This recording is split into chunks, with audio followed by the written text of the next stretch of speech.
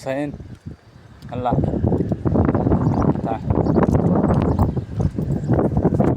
হুসাইন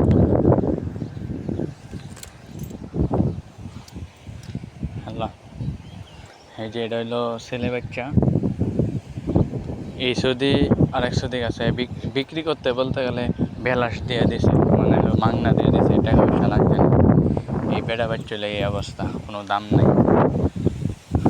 এটা যদি এখন বেড়ি বাচ্চা হয়তো কমপক্ষে এখন 7,000 টাকা 8,000 টাকা, সৌদি আরবে 7,000 8,000 রিয়াল হইতো এটা যদি বেড়ি বাচ্চা হইতো।